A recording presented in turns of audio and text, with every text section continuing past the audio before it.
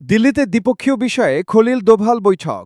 জাতীয় নিরাপত্তা উপদেষ্টা খলিলুর রহমান গতকাল বুধবার দিল্লিতে ভারতের জাতীয় নিরাপত্তা উপদেষ্টা অজিত দোভালের সঙ্গে বৈঠক করেছেন। প্রায় ৪৫ মিনিট স্থায়ী এই বৈঠকে দুই দেশের সম্পর্কের গুরুত্বপূর্ণ বিষয় নিয়ে তাদের মধ্যে আলোচনা হয়েছে।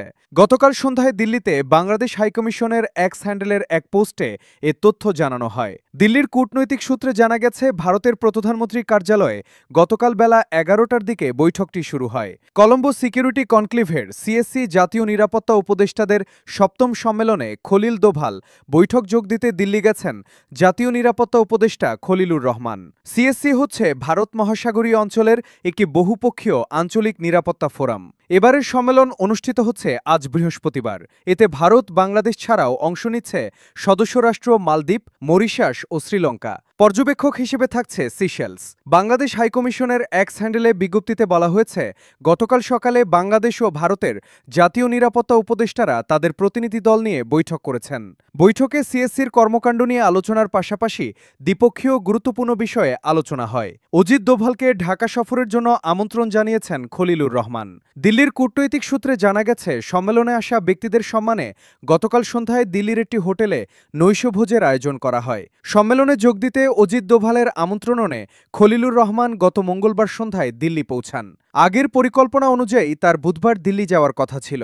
কূটনৈতিক সূত্রগুলো জানিয়েছে, অজিত দোভালের সঙ্গে বৈঠকের বিষয়টি বিবেচনায় রেখে খলিলুর রহমান তার সফরসূচিতে পরিবর্তন আনেন। গত এপ্রিলে ব্যাংককে বিমস্টেক শীর্ষ সম্মেলনের ফাঁকে বৈঠক করেছিলেন অন্তর্বর্তী সরকারের প্রধান উপদেষ্টা অধ্যাপক মোহাম্মদ ইউনুস ও ভারতের প্রধানমন্ত্রী নরেন্দ্র মোদী। ওই বৈঠকের পর গতকাল দিল্লিতে খলিলুর রহমানের সঙ্গে অজিত দোভালের বৈঠকটি দুই দেশের মধ্যে উচ্চ পর্যায়ের প্রথম বৈঠক। দুই দেশের জাতীয় নিরাপত্তা উপদেষ্টাদের মধ্যে বৈঠকটি এমন এক সময় হল, যখন দিল্লিতে আশ্রয় নেওয়া ক্ষমতাচ্যুত সাবেক প্রধানমন্ত্রী শেখ হাসিনাকে ফেরতের বিষয়টি এখন আলোচনার কেন্দ্রে।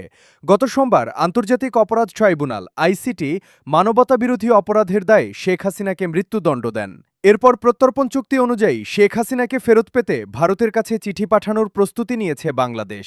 তবে শেখ হাসিনাকে ফেরত চেয়ে বাংলাদেশের কূটনৈতিক পত্র গতকাল পর্যন্ত ভারতের কাছে হস্তান্তর হয়নি বলে ঢাকা ও দিল্লির কূটনৈতিক সূত্রগুলো এই প্রতিবেদককে নিশ্চিত করেছে।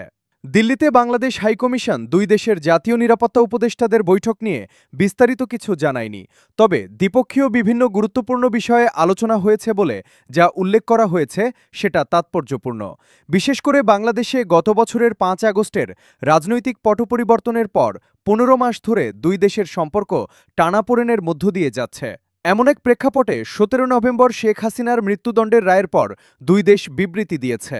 অন্তর্বর্তী সরকারের বিবৃতিতে মানবতাবিরোধী অপরাধের মামলায় মৃত্যুদণ্ডপ্রাপ্ত সাবেক প্রধানমন্ত্রী শেখ হাসিনা ও সাবেক স্বরাষ্ট্রমন্ত্রী আসাদুজ্জামান খানকে হস্তান্তরের জন্য ভারতের প্রতি আহ্বান জানিয়েছে। দুই দেশের মধ্যে সই হওয়া প্রত্যর্পণ চুক্তি অনুসারে দুজনকে হস্তান্তর করাটা ভারতের জন্য অবশ্য পালনীয় দায়িত্বও বটে বলে উল্লেখ করে পররাষ্ট্র মন্ত্রণালয় বলেছে, মানবতাবিরোধী অপরাধে দণ্ডপ্রাপ্ত এই ব্যক্তিদের দ্বিতীয় কোনো দেশ আশ্রয় দিলে তা হবে অত্যন্ত অবন্ধুসুলভ আচরণ এবং ন্যায় বিচারের প্রতি অবজ্ঞার শামিল। একই দিন ভারতের পররাষ্ট্র মন্ত্রণালয়ও বিবৃতি দিয়েছে। এতে বলা হয়, সাবেক প্রধানমন্ত্রী শেখ হাসিনাকে নিয়ে বাংলাদেশের আন্তর্জাতিক অপরাধ ট্রাইব্যুনালের ঘোষিত রায়ের বিষয়ে ভারত অবগত হয়েছে। একটি নিকট প্রতিবেশী হিসেবে ভারত শান্তি, গণতন্ত্র, অন্তর্ভুক্তি, স্থিতিশীলতা সহ বাংলাদেশের জনগণের সর্বোত্তম স্বার্থের বিষয়ে অঙ্গীকারবদ্ধ রয়েছে। এই লক্ষ্য অর্জনে আমরা সবসময় সব অংশীজনের সঙ্গে গঠনমূলকভাবে যুক্ত থাকব।